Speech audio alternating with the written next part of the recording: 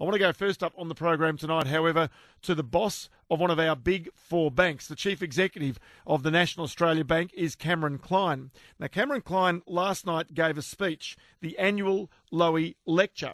And what he basically came in and said that Australia right now, it needs more diversity of sources of funding if we are to build that infrastructure. You heard me talk about not only the liquefied natural gas projects, but also right now the West Australian government, the federal government, trying to do a lot to develop infrastructure in the Ord River region of Western Australia to create the food bowl to Asia, which many people have called for such a long time. In this particular speech to the Lowy Institute, cclyne came out with the idea that he believes that banks are rapidly running out of the access to funding that allows them to create cheap funding to business and to individuals. He also says that it seems illogical to him that while we've got the best part of $1.7 trillion, in other words, $1,700 billion in our superannuation funds, to have our banks largely locked out of that investment seems to him to be counterproductive to this country's effort. He joins me now on Money News. Many thanks for your time, cclyne. Thanks, Ross. In terms of this, why do you believe that banks are locked out from that superannuation funding? Well, I think it's not necessarily that we're locked out, but I think it's just, there's been the equity markets have been very, very attractive for a long period of time. And, I think if you look at the global comparisons, our participation in fixed income, if you like, or people who would buy, say, bank bonds and other things, is very low compared to other markets. So I think it's a question that we've had a very strong bias to equities. So what you're saying is that given the fact that the typical weighting for a balanced superannuation fund, industry fund, a corporate scheme, whatever it might be, is 40% equities, generally 20% overseas, 20% in property, and 20% in cash and or government bonds. It's pretty much the mixture. You're saying that mixture should change? Well, I think it's up to individual funds to look at their allocation. But the allocation you've described is fairly typical. But I think as the population ages, and of course this is one of the big issues we've got to grapple with, people living longer, greater diversification and a move to have more in fixed income, I think is going to serve us well. So you've also said that Australia, you believe right now, is having a debate about its future, about the way in which Australia will be funded into the future, the way in which it will develop into the future. And given the fact, as I've indicated here, there are even serious question marks about Australia's role as a high-cost country, do you believe that we're adapting well, and do you believe that the arguments that we are now having are going to be long-term productive to the country? Well, I think there's been a lot of talk about whether we should have financial service inquiries and those sort of things. And if we're going to have one, what I was saying last night was let's make sure it's focused. Now, we're not actually at the moment locked out of markets, but the point I was making is that we've got two events. One is that you're quite right, we need infrastructure. In fact, by our calculations, we need $700 billion of infrastructure in the next decade. Because we don't have that, we're going to have productivity problems. We're not going to have the rail, the road, the ports, the broadband networks, all the things to make us more productive. Coupled with that, though, is there will be another financial crisis. Now, I don't know when.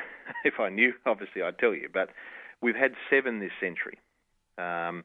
People tend to forget, obviously, that we had seven this century and many before that. So we'll have another one. Now, at that point in time, the more diversified your funding sources are, the more likely you're going to weather it. So I think the point I'm making is we need to build lots of infrastructure to unlock the opportunities Australia's got, and particularly the opportunities with Australia. And let's take the opportunity to fix our roof while the sun's shining. We don't have an immediate funding issue, but let's actually start to diversify now so that when the next crisis hits, we're actually more secure than we were in the last one. The other point you also made in this speech last night, that we need to examine all options, including, and you make the point, number 1, changes to the taxation system. Number 2, reviewing how investment mandates may need to be changed to basically adapt to an ageing population. And that's your point about changing that superannuation mix. Also expanding the domestic corporate bond market is receiving attention and should continue. Let's go to the first one of those. Changes to the taxation system, recognising that ultimately we've got relatively low interest rates in Australia right now.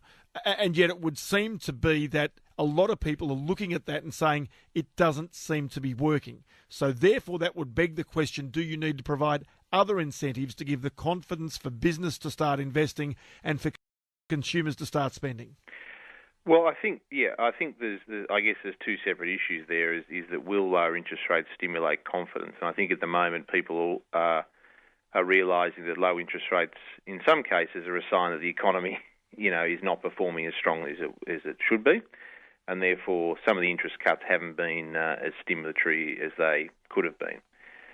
The broader issue, I guess, though, about the tax incentives is that it's quite clear that people will respond to what they're incented to do. And so if we tax incent one asset over another, you will get that movement of money. So at the moment, if you put your money in a bank deposit, it is not as tax effective as other investment opportunities. So I think what I'm saying is let's just equalise it so people can make that choice and at least take away the tax disadvantage they have now.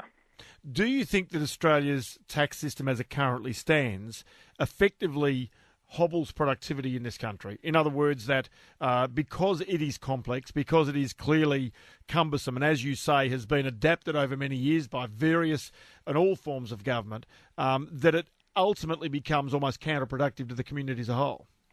Yeah, well, I think there's no question that any regulation that is complex damages productivity.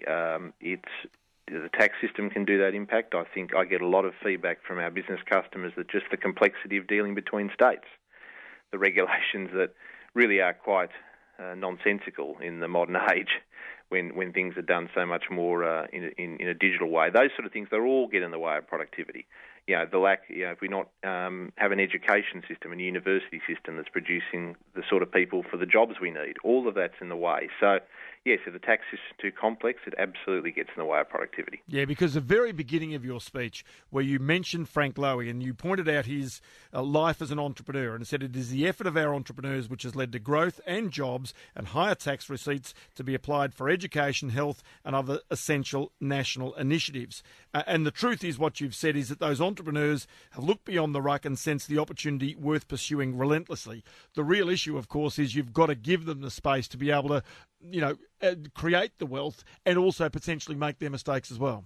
You absolutely need to give them the space because, if the economy is growing, tax will naturally grow. I mean, one of the challenges, of course, that's getting a lot of attention at the moment is obviously the government's budget position, and a lot of that's the fact that the economy is not growing as strongly.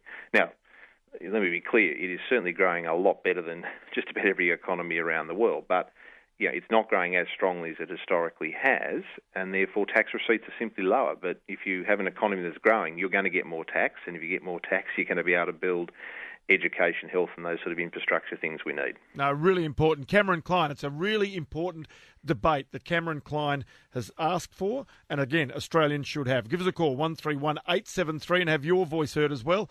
Cameron Clyne is the Chief Executive of the National Australia Bank. I appreciate your time, Cameron. Thanks, Ross.